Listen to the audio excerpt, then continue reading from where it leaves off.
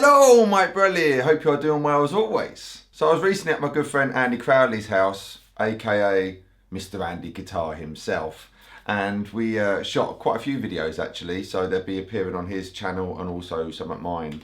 And we was having a jolly good catch up in front of the cameras.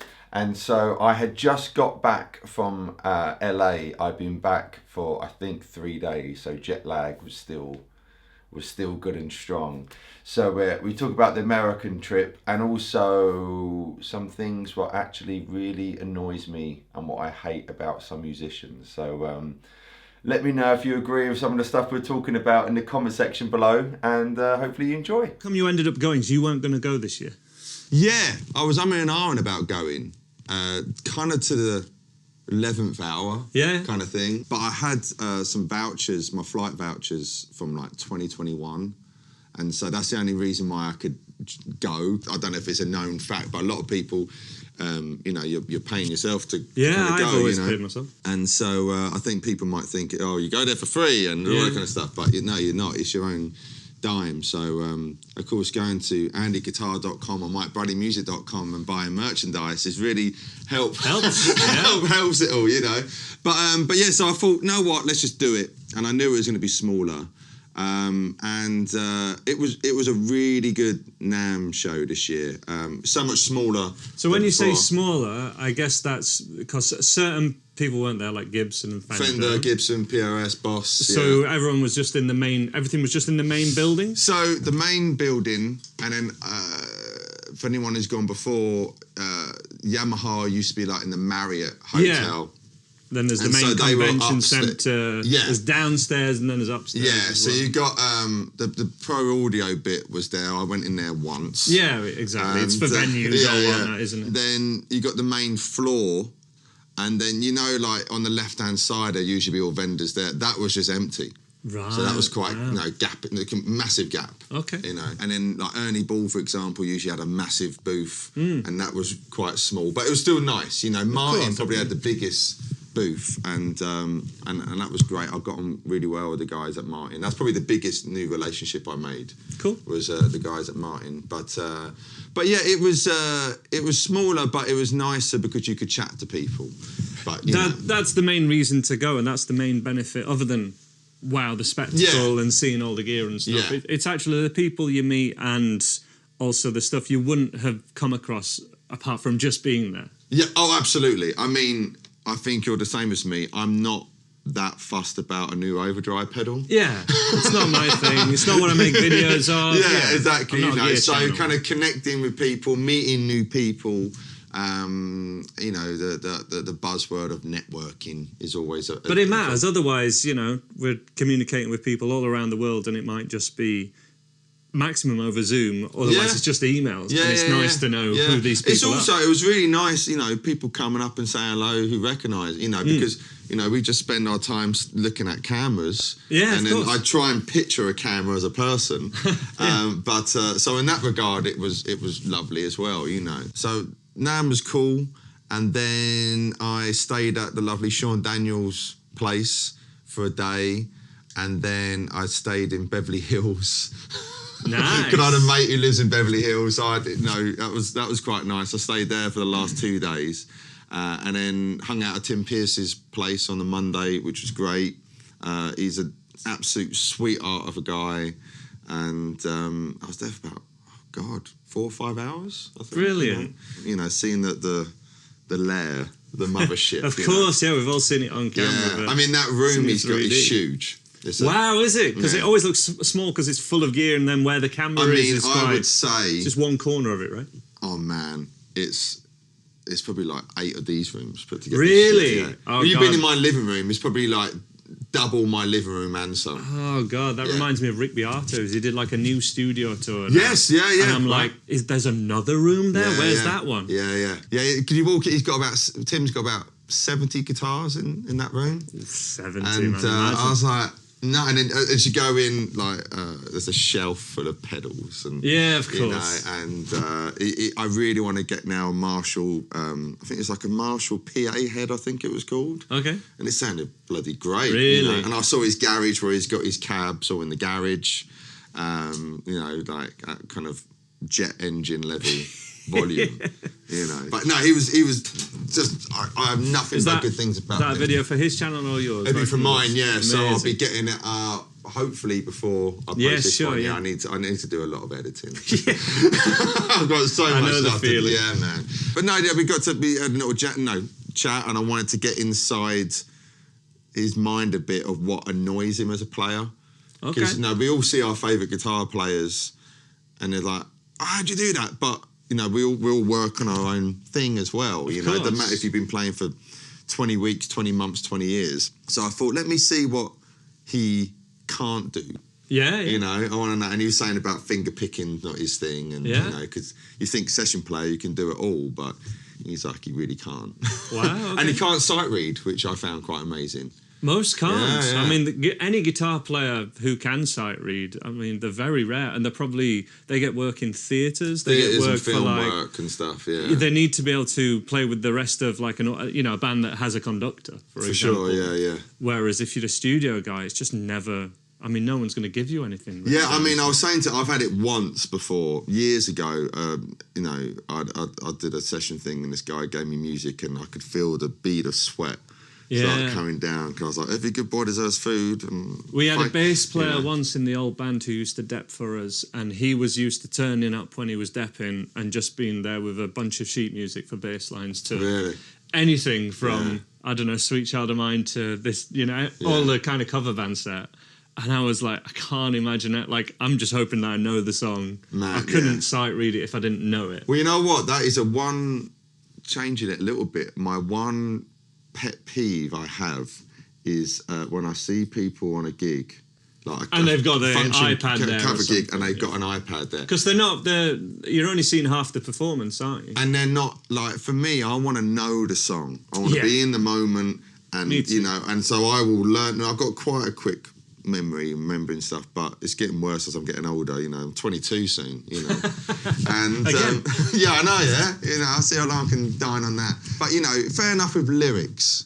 But I think the term cheat sheet is a reason it's there as a backup. Oh, mine's but the best. It's like Ross from Friends. There are many things here. And they're just staring at the thing constantly. No, I love a cheat sheet, and I often have it, or I used to have it for like a second verse. Yeah, you learn a song maybe for the first dance, or you learn it for whatever. For sure. And you're like, I know this song, but so occasionally it gets to the second verse, and I'm like, oh God, what is it? So just really big letters, as big as I can get it on a line, just what the first line is, and maybe the first line of the song as well. Again, under pressure, you go to the mic, and you're like, no, it's gone. It's gone. And you need to just be able to go, oh, there it is, it's good. And I often do it on lessons, and I'll have like the lyrics like down here or something, so it looks like I'm looking at my chord hand, but no, there's like a chord sheet there or there. Just so it doesn't look like this, you know what I mean? You're trying to always give the illusion that it's like a stand-up, learning trying to make it seem like this is the first time we've done it, and isn't this going well? But there's a magic to that. I do, once a year I do this big award show at the Grosvenor Hotel in Park Lane. It's like, is that the one you've sent, shared some reels I did a reel recently? Yeah. So this year, who was the host? Oh my goodness. There was a woman comedian, and the male was Rylan. He was the host. Amazing. He's really good. Nice. He's really nice. You don't think of him as a comedian, but he was brilliant, off the cuff, really funny. And in Alan Carr, I remember one year, was just hysterical. And actually, I'm going to say his name. I think it was last year. It was Jason Mansford. Jason Manford. Yeah, Jason. The Manchester comic. Yeah. And I've seen him in concert, and he is very like joke. And they're great. But what I found interesting on this award show, he had his teleprompter and was reading everything. And just read it. And then just bashed through all the awards and everything like that. And for me, it just takes... It doesn't have that same on the edge of your seat, like, where they're going to go. It's literally a corporate thing, isn't it? Yeah. He's there to do the job. And it's a payer for them, isn't it? Absolutely. But even, like, say, when I saw him on one of his gigs, I could tell it's, okay, here's one joke, blah, blah, blah, blah. Here's another joke, blah, blah. And I like that I like improvising. If it's guitar, if it's comedian, even acting and stuff, Keep it sharp, keep it fun, bam. So even there, when you're reading a joke... Yes, it's not quite the same. Because I do love hearing like a live orchestra. I'm certainly not downplaying like how amazing it can be when players who have to, on orchestral instruments, like have to, it's expected that they'll sight read. It is still exciting in a different way, but the live show when you've only got 4 people on stage, it needs to be exciting from a connection with the audience. 100%, you know. I mean, I know you see a lot of concerts, don't you? You know, and you see something. Chili Peppers come to mind, but they're the only band I've seen live where they're playing for each other. Yes. They're not really playing for the audience. Yeah, they jam. You know, they do jam a lot, and I love that. And then songs come out of it. Yeah, exactly. You know, and pivot into something. Yeah, that's what happened in Hendrix and Cream and all those guys. They just go off on a tangent. Sometimes capturing moments. Yeah, sometimes it'd be a cacophony of a mess. You know, but that's what sometimes happened, you're going to get a beautiful thing happen, you know. We interrupt this segment for an important announcement. If you haven't already, I'd really appreciate it if you sign up to my mailing list. There's a link below in the description box below. If people even look at that, I don't know. But please do sign up to my mailing list and it will mean the world to me. Thank you very much. On with the show. So I know we've gone away from NAMM. but no, go back to but it's a good point. It's good to meet these people in person. Yeah. And then see, that's actually your thing. Because I think everyone, the question we often get is like, what are they all like in person? Well, they're like the same as they are on camera. Because they're in control of what they put out. So they're themselves on camera. Absolutely. But yeah, what they excel at and maybe other things that they would stay away from might surprise a lot of people. Yeah, absolutely. There was one situation just came in my head, which was quite funny. I was on one of the booths. I forget. I don't know. It was like Magneto guitars were there, and some other. They kind of were sharing it, and I saw this acoustic, and it looked like an old 1940s acoustic. Not quite what Django would play, but one of those old ones. But the hole was up here. Oh, so you can hear it. So you could hear it that way. So I was just kind of. I just picked up and having a little kind of strum, and I saw this cool cat in a purple suit, like an older chap, probably in his 70s or something. And then before that, I should say, there was, I saw it the day before, Joe Bonamassa bought Terry Reid's Telecaster. Yes. And so some company have like reproduced it, so to speak. He's trying to buy every Fender and Gibson product ever made. Yeah. So I remember so this was the Saturday, and I remember on the Thursday, I thought, that looks like the Terry Reid telly what Bonamassa bought, and some company they've, replicated it, so to speak. It looked nice, it looked cool. So anyway, so on the Saturday, I'm picking this guitar up, and I see this older chap in a purple suit, and I thought he was a rep for the guitar. Yeah, sure. So I was like, this is all right, isn't it? It's kind of like an old 40 thing. He went, yeah, it's all right. I went, you're British. And he goes, I was like, so nice to hear a British accent, and I don't, because I stand like, especially in my Blenheim accent, I stand like a sore thumb. You think you do? Yeah, exactly. I'm lucky if people understand you're Northern, me. So yeah, exactly. Same here. You just go, wow, you sound like the Beatles. Yeah, exactly. Like, I have to go a bit posher. It's like, where's the bathroom, please? Where's the restroom? Instead of, where's the loo? Yeah. So anyway, I'm chatting to this guy, and obviously everyone's got name badges, but I don't like being rude, going looking at the boobs. Yeah, of course. And then we're chatting, and then he was saying he was there to play, kind of thing, and he kind of pointed to the Telecaster, and I thought, am I chatting to Terry Reid? And so I'm talking to him, but I haven't got the greatest eyesight, so I'm just trying to see it, and I see eventually Terry on the badge. I was like, this is Terry Reid, and he was the nicest guy ever, as you can imagine, because I remember seeing a video of him recently, like probably about a year ago. He's in Johnny Depp's studio kitchen, and Johnny Depp's filming it on his phone, and Joe Perry's in there, and Alan Douglas, I think, Aerosmith's producer in that. And I was like, you're the guy Jimmy Page wanted for Led Zeppelin, you know? Yeah. And then he was talking about the Half Moon in Putney. And I said, I used to play a venue a lot called the Robert Peel in Kingston. I knew Robert, he was a right rascal. He's talking about, and I was with him for about 45 minutes, chatting about, he was the sweetest guy. And in my head, I thought, should I get a picky?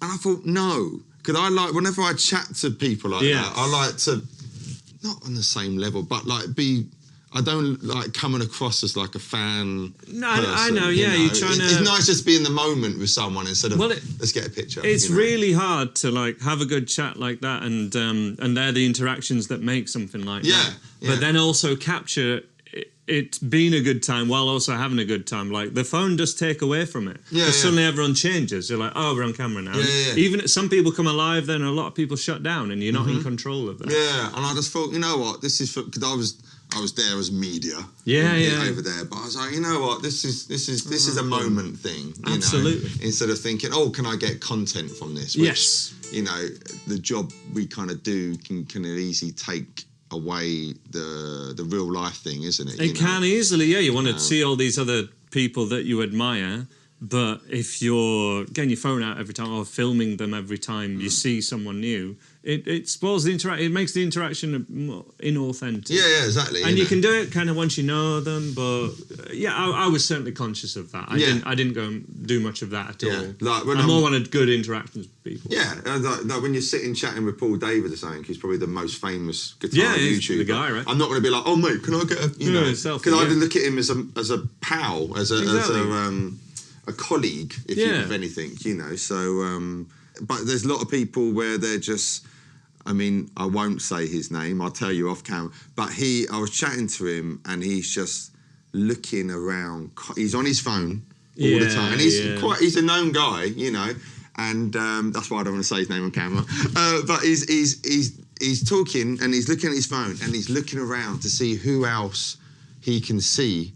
Who's like on a higher level, just at all times. And then I remember, like, I'd wake up in the morning, and I'd see my Instagram feed full of him posting selfies. And I was like, I'll use a story or something, you know. All I'm seeing is you, man, you know. Yeah. So you may better work out who it is if you follow him on Instagram. But I can see why people would want to do that, because I mean, I've wanted to vlog it when I've been before, but I've more just gone, you know what?